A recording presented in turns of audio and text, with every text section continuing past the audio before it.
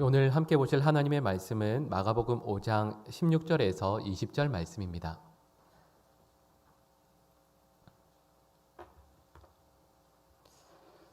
마가복음 5장 16절에서 20절 말씀입니다.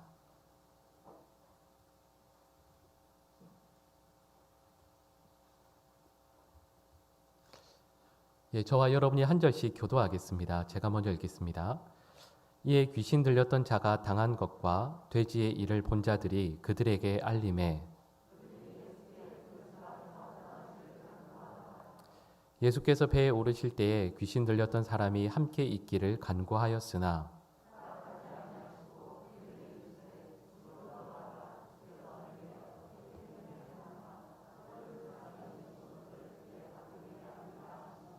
예, 20절 같이 읽겠습니다. 그가 가서 예수께서 자기에게 어떻게 큰일 행하셨는지를 데가볼리에 전파하니 모든 사람이 놀랍게 여기더라. 아멘.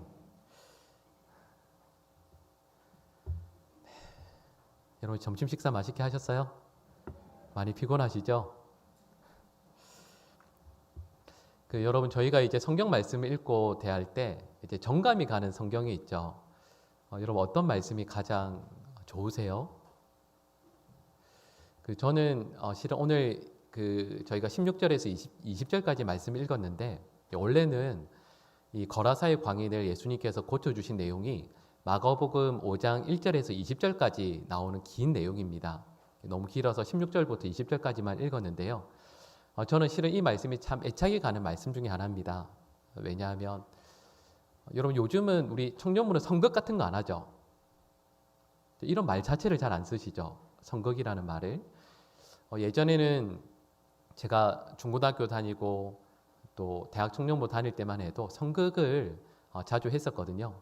제가 말씀을 듣기로 친한 선배 목사님 한 분이 여기 오산고등학교 나오신 분이 말씀해 주시기를 예전에 이 지역의 교회들 우리 문학의 밤인가요? 그거 할 때 저희 교회에서 선극을 많이 하셨었다고 얘기를 하시더라고요. 제가 기억나는 게 중고등부 시절에 여름 수련회를 갔었습니다. 수련회를 갔는데 이제 처음에는 그냥 집회만 하고 이렇게 하다가 담임 목사님이 오신대요. 그러니까 저희 중고등부 전도사님이 담임 목사님이 오시는데 그냥 가시게 할 수는 없다. 우리가 선극을 준비해서 목사님께 감동을 끼쳐드리자 하고는 갑자기 선극을 하게 됐습니다. 급하게 준비를 하루 만에 한 거죠. 그때 했던 내용이 특별한 대본 없이 성경 본문만 가지고 선극을 했는데 그 본문이 오늘 본 말씀입니다. 거라사의 광인 이야기죠.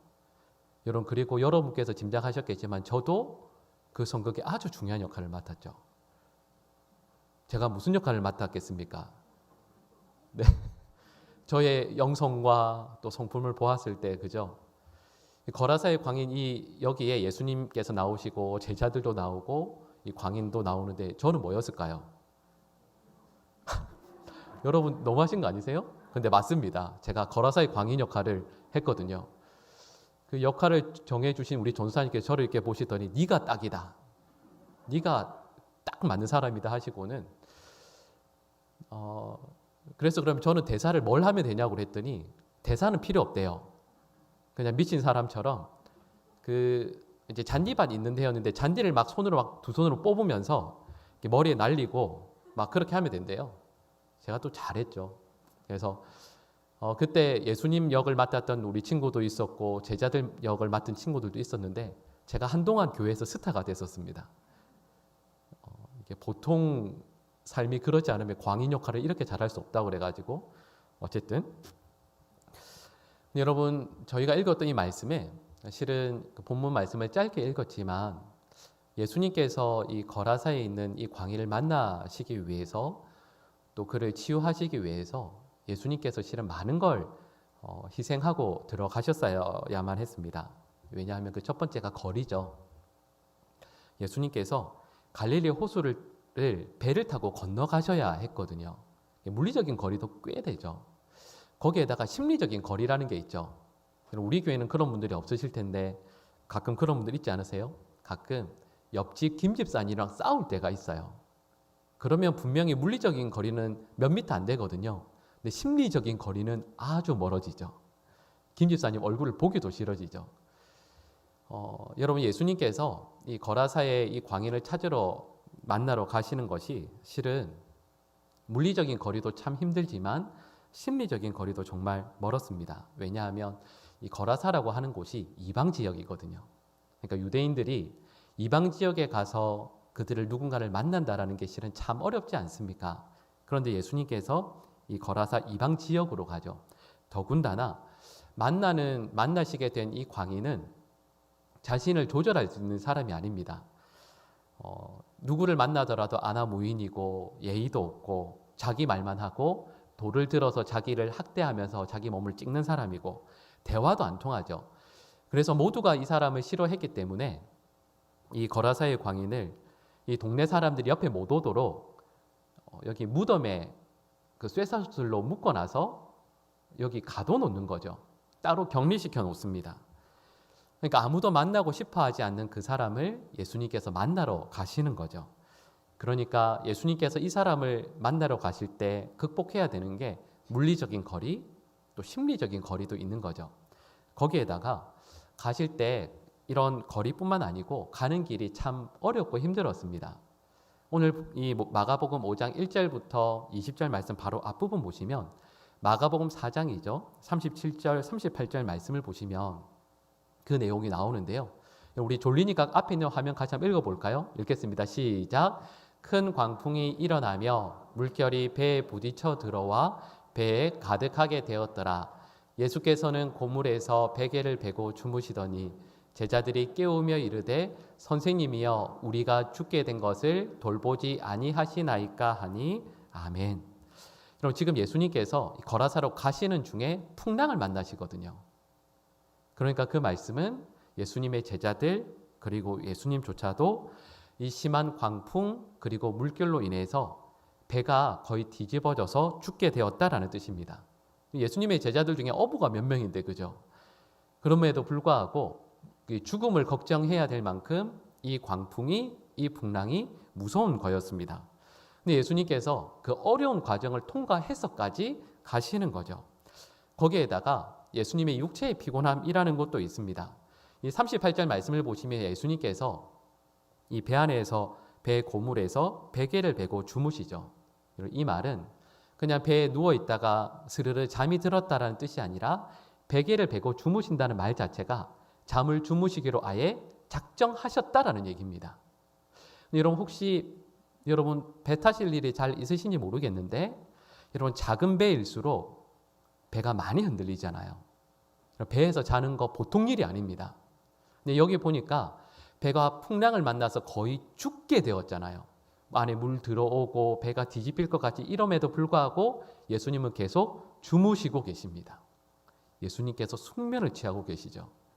근데 여러분 이 말을 다르게 이야기하면 예수님이 그만큼 피곤하셨다라는 뜻입니다. 예수님께서 정말 피곤하셔서 지금 다른 제자들은 죽을 것 같아서 불안해서 소리 지르고 있는데 거기에서 예수님은 주무시고 계시는 거죠. 여러분 다 우리 그런 경험들 있지 않으세요? 여러분 우리는 다 옆에 이렇게 보시면 천사 같잖아요. 그죠? 우리는 다 천사 같아서 누가 곤란한 부탁을 해도 우리는 다 잘 들어주죠. 너무 잘 아시는군요. 우리는 잘 들어주잖아요. 근데 맞아요. 저에게도 누가 부탁을 하시면 이렇게 웃으면서 최선을 다해 도와드리죠. 근데 가끔 그럴 때가 있습니다. 우리 정말 피곤할 때요. 너무 피곤해서 아무것도 안 하고 싶을 때 있지 않으세요? 근데 그때 누가 나에게 어떤 어려운 부탁을 하면 정말 싫죠. 화가 끓어오릅니다. 근데 말씀드렸던 것처럼 예수님께서 진짜 피곤하셨거든요. 근데 그 피곤한 중에 거라사까지 가고 계신 거죠. 여러분 이런 이제 저희가 지금 사순절 기간 중에 있고 또 좀 있으면 이제 고난 주간을 맞이하게 됩니다. 여러분 예수님께서 십자가에 달리신 지 몇 시간 만에 돌아가시죠? 6시간 만에 돌아가십니다. 근데 그 보고를 했을 때 빌라도 총독에게 놀라죠. 에이 설마 6시간밖에 안 됐는데 벌써 죽었어? 라고 따지는 장면이 물어보는 장면이 성경에 나옵니다. 왜냐하면 자, 여러분 예수님께서 원래 공생의 사역 시작하기 전에 직업이 뭐였다고 이야기하죠, 저희가? 목수요. 여러분 목수는 우리로 말하면 육체 노동을 하시는 분이잖아요. 육체 노동 하시는 분들이 몸이 건강할까요? 그냥 책상에 앉아 있는 분이 건강할까요? 몸이. 그렇죠. 육체 노동 하시는 분이, 그러니까 여러분 저희 생각할 때 예수님께서 몸이 막 식스팩까지는 아니어도 몸이 좋으셨겠구나라는 걸 생각할 수가 있죠.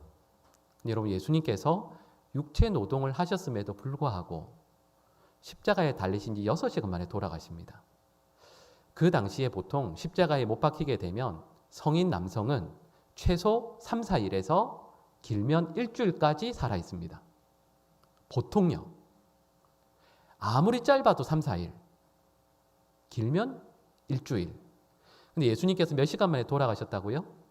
6시간. 왜 그럴까요? 그래서 이 부분에 대해서 여러분 책 같은 걸 찾아보시면 크게 2가지를 이야기합니다. 첫 번째로는 예수님께서 십자가에 못 박히시기 전에 채찍 맞으시잖아요. 그 채찍을 많이 맞으셔서 예수님께서 일찍 6시간 만에 돌아가신 것이다 라는 이야기가 있습니다. 학자들이 보통 그렇게 얘기를 하죠.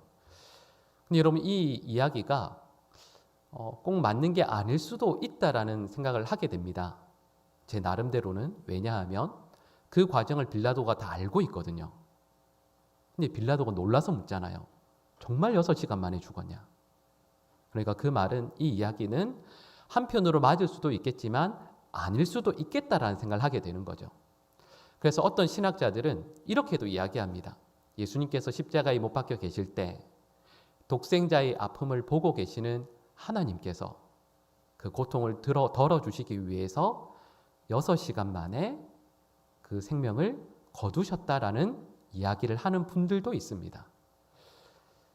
여러분 저는 이 2가지 의견이 나름대로 다 맞는 것 같지만 저는 다르게 해석하거든요. 말씀드렸던 것처럼 예수님은 이 삶을 분명히 튼튼한 육체 노동을 하셨던 몸이지만 3년 동안 정말 바쁘게 지내십니다.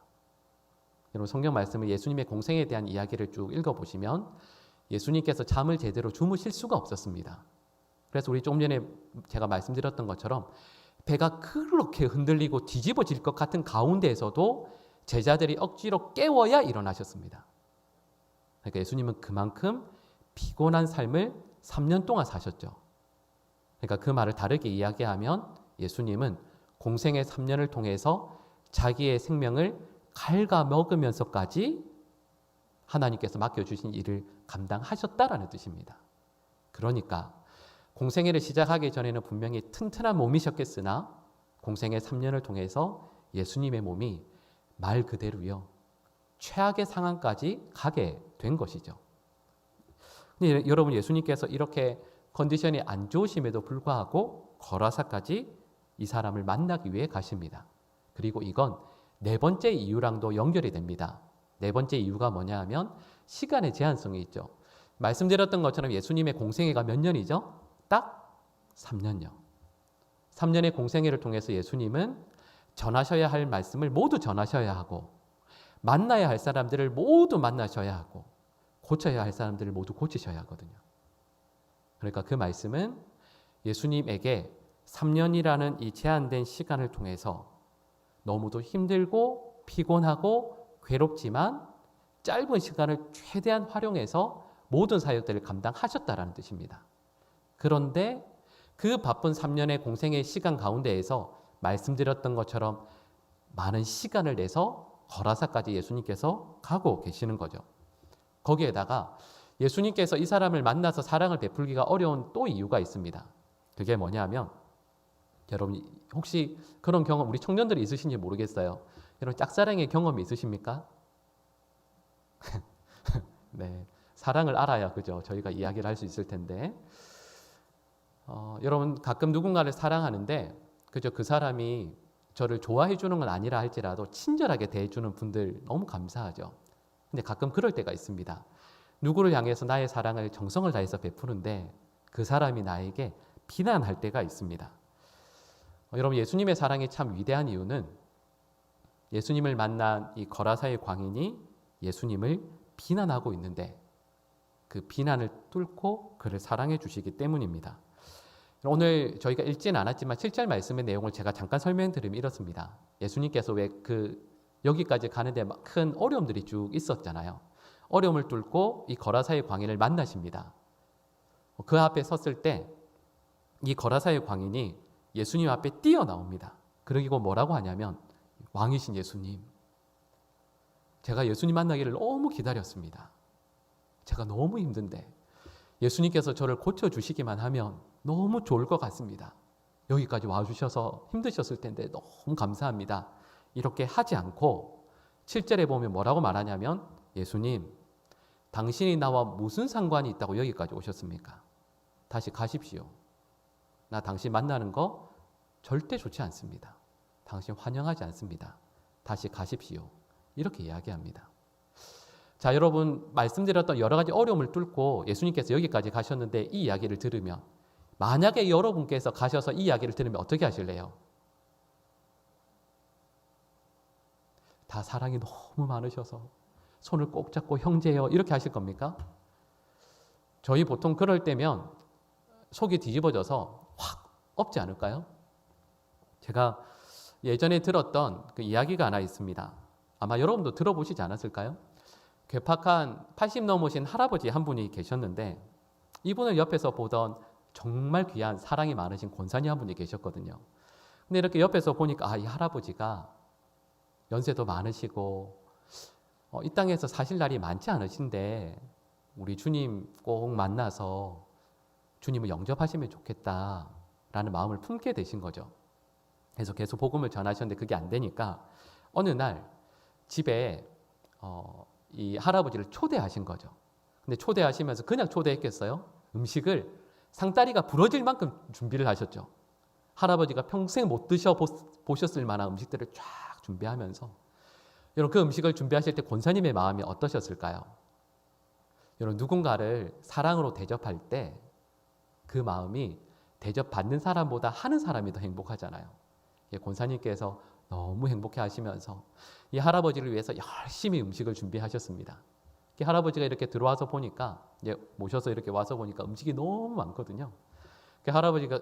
할아버지께 여기 가운데 여기 앉으시라고 그리고 옆에 이제 권사님 앉으셔서 우리 함께 드시자고 제가 할아버지 위해서 정성껏 아침 새벽부터 준비한 음식이라고 드시자고 그러니까 할아버지가 그래요 하면서 이렇게 숟가락을 들려고 하시는데 권사님께서 이렇게 말씀하시는 거죠. 할아버지, 근데 제가 부탁드릴 게 하나가 있습니다. 제가 다른 것도 아니고 예수 믿으시라는 것도 아니고 그냥 식사하시기 전에 제가 잠깐 기도만 할게요. 할아버지 제가 짧게 잠깐 기도만 할 테니까 두 손 모으고 같이 기도하는 거 함께만 해주세요. 할아버지가 어떻게 했을까요? 할아버지가 들었던 숟가락을 여러분 그 제사상 보면 나오는 거 있죠. 밥에 이렇게 확 꽂으셨습니다. 확 꽂고는 이럴 거면 나 안 해 하고는 일어나려고 하시는 거죠. 여러분 같으면 어떻게 하시겠습니까? 권사님이 그거 보고 내 이럴 줄 알았다. 확 이렇게 하려고 하시는데 진짜 그 마음이 확 올라오죠. 근데 갑자기 마음에 하나님께서 말씀하시는 겁니다. 얘야, 나는 내 아들을 80년이 넘도록 기다렸는데 너는 이 조금도 못 참냐? 근데 여러분 제가 이 말씀을 드린 이유가 있습니다. 여러분 우리가 그래요. 저희는 저희가 기대했던 사랑의 반응이 안 나오면 화가 나죠. 분노가 일어납니다. 그것 때문에 주었던 사랑을 거둬들이게 되죠. 그런데 이 거라사의 광인이 예수님을 향해서 예수님의 사랑을 거절하고 모독하는데 예수님께서 그를 끝까지 참아주십니다. 기다려주시죠. 거기에다가 또 예수님께서 포기하신 게 있습니다. 실은 예수님께서 이 거라사의 광인을 만나시기 위해서 포기하신 게 있는데 그게 뭐냐면 인기입니다. 여러분 제가 이렇게 몇 가지 본문을 쭉 그냥 말씀드릴 텐데 오늘 본문이 마가복음 5장 1절부터 20절까지 말씀이잖아요. 근데 마가복음 3장부터 보면 이 마가복음을 쓰고 있는 마가가 아주 특별한 이야기들을 합니다. 표현들을 써요. 마가복음 3장 7절 말씀을 보시면 오병 이 3장 7절 말씀을 보시면 갈릴리에서 큰 무리가 쫓았다 이런 말씀이 나옵니다. 그러니까 많은 무리, 많은 청중들이 예수님을 쫓았다라는 이야기가 나오고요. 3장 20절에 보니까 예수님께서 집에 들어가셨는데 무리가 다시 모였다. 이 큰 무리가 다시 모였다라는 뜻이겠죠. 그리고 3장 32절 말씀을 보시면 그 큰 무리가 둘러 앉았다가라는 말씀이 나옵니다. 그리고 4장 1절에도 보시면 예수님께서 다시 바닷가에서 가르치시는데 큰 무리가 모였다라는 말씀이 나와요. 그러니까 예수님께서 3장부터 예수님께서 말씀을 선포하실 때마다 기적을 행하실 때마다 항상 많은 사람이 모입니다. 근데 예수님께서 그 많은 사람들을 앞에 두고 놔두고 거라사로 가시는 거잖아요. 그러니까 가실 때 예수님의 제자들이 이런 생각하지 않았을까요? 아니 이렇게 많은 사람들을 놔두고 예수님께서 다른 데로 가시는 거면 도대체 우리가 만나는 사람은 얼마나 많길래 예수님께서 거기로 가실까? 혹은 이 민초들, 이 사람들이 아니라 예수님께 다른 사람을 만나러 가시는 거면 정말 중요한 사람 만나러 가시나 보다. 귀족이나 혹은 왕족 정도 되는 사람인가? 라는 생각을 하지 않았겠습니까? 그런데 예수님께서 막상 가서 만나는 사람은 딱 한 명. 그것도 아까 말씀드렸던 것처럼 모든 사람들이 거절하는 거라사의 광인인 거죠. 그리고 실은 5장 20절까지 말씀이 끝나고 나서 5장 20절 말씀 21절이죠. 다시 시작하는 본문을 보면 다시 건너가심에 큰 무리가 모이거늘 이렇게 나오거든요. 그러니까 예수님께서 가시는 곳곳마다 많은 사람들이 모이는데 5장 1절부터 20절까지 이 부분만 딱 한 명을 예수님께서 만나고 오시는 겁니다. 그러니까 이 말을 다르게 이야기하면 예수님은 많은 사람들을 만나서 복음을 전할 수 있는 기회 아니면 많은 사람들로부터 인기를 얻을 수 있는 기회를 포기하시는 거죠. 저희가 이제 경제학에서 이런 얘기 하지 않겠습니까? 최소의 비용으로 최대의 효과 얻는 게 경제적인 거죠. 그게 효율적이죠. 근데 예수님은 그러지 않으십니다. 예수님은 말씀드렸던 것처럼 거라사의 이 한 사람 만나러 가시는 거죠.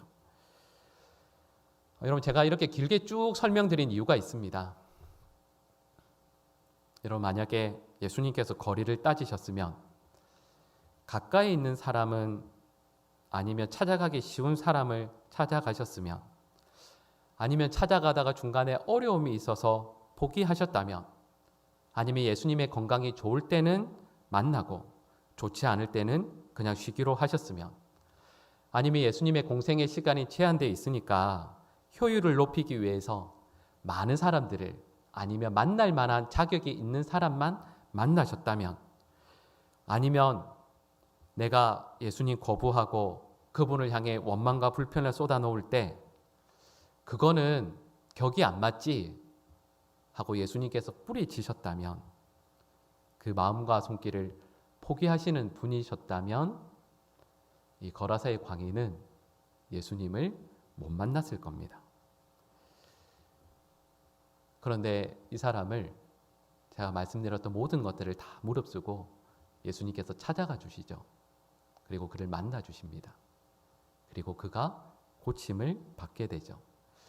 오늘 본문 말씀을 보시면 예수님께서 명령하시는 내용이 나옵니다. 우리 19절 말씀 같이 한번 읽어볼까요? 오늘 본문 19절인데요. 우리 같이 한 목소리로 함께 읽겠습니다. 허락하지 아니하시고 그에게 이르시되 집으로 돌아가 주께서 내게 어떻게 큰 일을 행하사 너를 불쌍히 여기신 것을 내 가족에게 알리라 하시니 아멘. 자, 여러분 이 사람이 예수님을 따라가려고 합니다. 근데 예수님께서 거부하시죠. 거절하십니다. 그리고 명령을 뭘 하시죠? 너의 어디로 가라고요? 집으로 가서 예수님께서 너에게 어떤 은혜를 베풀어 주셨는지 그걸 이야기하고 은혜를 나누라 이렇게 말씀하시죠. 여기에 순종하면 되지 않겠습니까? 자, 질문해 볼까요? 이 거라사의 광인은 이 예수님의 명령에 순종했을까요? 안 했을까요? 순종했을까요? 안 했을까요? 저희가 이 19절 말씀인데 우리 20절 말씀 다시 한번 읽어볼까요? 20절 말씀입니다. 우리 20절 같이 읽겠습니다. 그가 가서 예수께서 자기에게 어떻게 큰일 행하셨는지를 데가볼리에 전파하니 모든 사람이 놀랍게 여기더라. 아멘. 19절 말씀과 20절 말씀의 차이가 있죠. 19절에서 예수님께서 어디 가서 전하라고 하셨죠? 예, 너의 집. 근데 실제로 가서 전한 곳은 어디죠? 데가볼리입니다. 여러분, 데가볼리는 어딜까요? 여러분, 데가볼리가 그 헬라어로 두 단어의 합성어입니다. 데가볼리라고 했을 때 이 앞에 데카라고 그러는데요. 데가는 헬라어로 숫자 10입니다. 10. 볼리는 아마 들어보셨을 거예요. 폴리스를 의미합니다. 무슨 뜻이죠? 10개의 도시. 여러분, 나중에 성서 지도를 한번 보시면 데가볼리는 도시가 아닙니다. 큰 지역 전체를 의미합니다. 그 당시에 헬라 문화권에 있었던 가장 경제적으로나 군사적으로 막강했던 10개의 도시 모여 있는 곳을 데가볼리라고 그랬거든요. 그러니까 이런 의미죠. 예수님께서 이 사람에게 기대하신 건 집에 가서 가족들과 이 은혜를 나누고 그 은혜를 누리고 너의 가족들과 함께 행복한 시간도 못 보냈는데 가족들과 함께 좋은 시간 보내, 그 말씀하신 겁니다. 근데 이 사람이 예수님의 말씀을 안 듣죠. 예수님의 말씀을 어깁니다.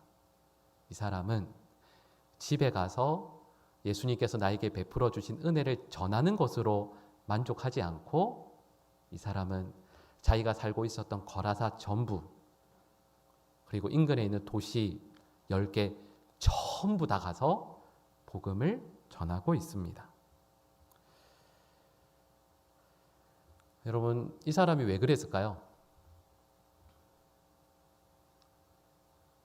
이 거라사의 광인이 들은 거죠. 말씀드렸던 것처럼 예수님께서 나를 만나기 위해서, 나를 구원하기 위해서 어떤 대가를 치르셨는지를 들은 겁니다.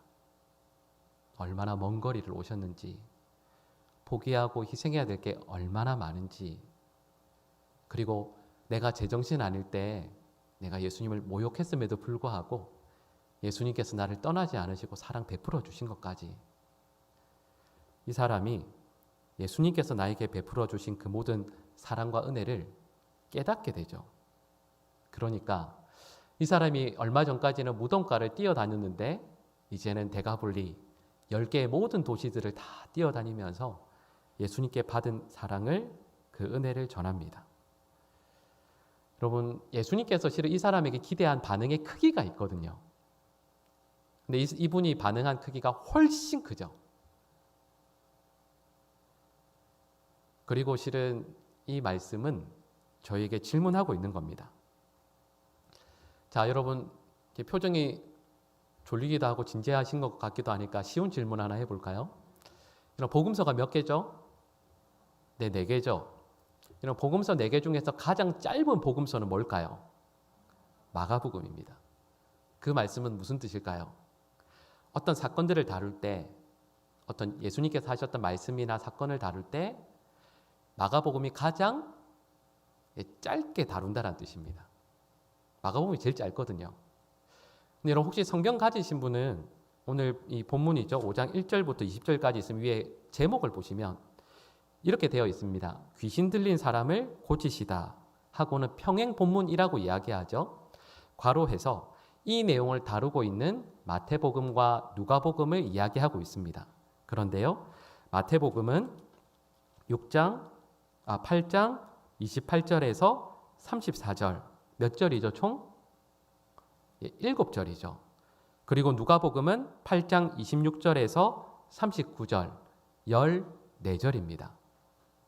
그런데요, 말씀드렸던 것처럼 마가는 이 사건을 마가복음 5장 1절부터 20절까지 쓰고 있습니다. 왜 그럴까요? 쉽게 말씀드리면 이런 거죠. 이 사건을 통해서 마가가 누구보다 큰 은혜를 받았기 때문입니다. 그리고 의미는 이런 것이죠. 마가복음 5장 1절에서 20절 말씀을 통해서 초대교회 성도들에게, 그리고 저희들에게 꼭 전하고 싶은 게 있거든요. 의미가 있는 겁니다. 자, 여러분, 그 의미가 무엇인지 말씀드리면 이렇습니다. 자, 여러분, 초대교회 성도들이 마가복음 5장 1절에서 20절 말씀을 읽을 때 이 거라사의 광인이 예수님을 만났잖아요. 거라사의 광인이 예수님을 더 알까요? 아니면 초대교회 성도들이 예수님을 더 잘 알까요? 자, 그럼 이렇게 질문해 봅시다. 여러분 너무 표정이 어려워 보이시니까. 거라사의 광인이 예수님을 더 잘 알까요? 우리가 더 잘 알까요? 우리가 더 잘 알죠. 왜냐하면 거라사의 광인은 예수님이 나를 위해서 하늘 보좌를 버리고 이 땅에 오신 걸 모릅니다. 예수님이 십자가에 못 박혀 죽으신 것도 모릅니다. 예수님께서 나를 구원하시기 위해 오신 하나님의 아들이라는 것도 모릅니다. 그런데 그런 걸 모르는 거라사의 광인이 예수님의 사랑을 받잖아요. 근데 그 사랑을 받았을 때 예수님의 사랑에 대한 반응의 크기가 예수님께서 기대하신 것보다 훨씬 컸다라는 거죠. 그래서 실은 이 말씀을 읽을 때 마가는 여러분 저희들에게 이상하다. 너희들 정말 이상하다. 그 의미를 담아서 쓰고 있는 겁니다. 질문해 볼까요? 여러분 예수님께서 갈릴리 호수 건너서 오셨잖아요. 근데 저희를 위해서는 하늘 보좌를 버리고 오셨잖아요. 여러분 아시죠? 아시는데 우리 사랑의 반응의 크기는 이 사람보다 훨씬 적습니다. 이분은 예수님께서 여러 가지 사랑의 난관을 극복하고 오셔서 나를 치유해 주신 것만 알지만 저희들은 예수님께서 우리를 위해 십자가에 죽으신 걸 알잖아요. 그런데 우리 사랑의 반응의 크기가 이 사람보다 훨씬 적습니다. 그러니까 마가가 마가복음 5장 1절에서 20절 말씀을 쓸 때 그리고 성도들과 이 말씀을 나눌 때 실은 여기에는 질문이 담겨 있는 거죠. 너희들 도대체 왜 그런지 나는 이해가 안 된다. 예수님의 사랑을 안다고 이야기하면서 경험했다고 이야기하면서 아니 어떻게 이 사람보다 반응이 더 적을 수 있는가? 여러분 이 사람이 만난 예수님과 우리가 알고 있고 믿고 있는 예수님이 다른 분입니까? 아니요. 같은 분이죠. 똑같은 예수님을 알고 있고 믿고 있다라고 이야기하면서 저희들이 보이는 사랑, 믿음, 그 모든 것들이 이분과 비교할 수 없는 거죠.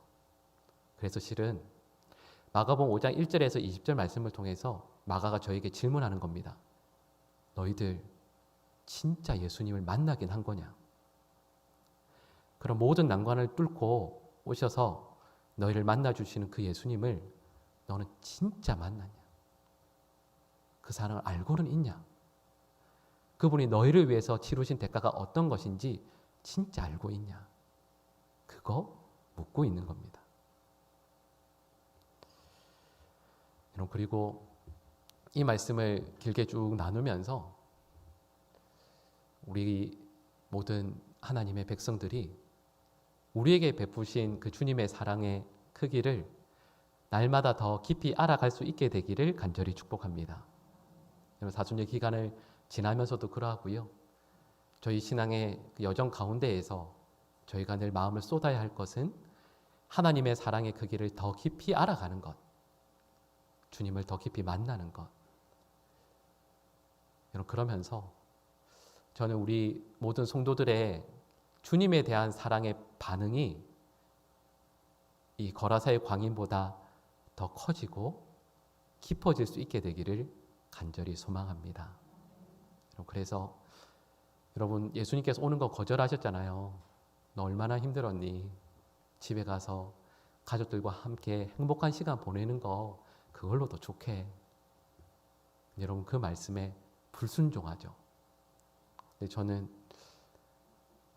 예수님의 말씀에 불순종한 이 사람의 모습이 어쩌면 예수님께서 기대하셨던 반응의 크기를 훨씬 뛰어넘는 이 거라사의 광인이 예수님의 진짜 참된 제자가 아니었나 싶습니다.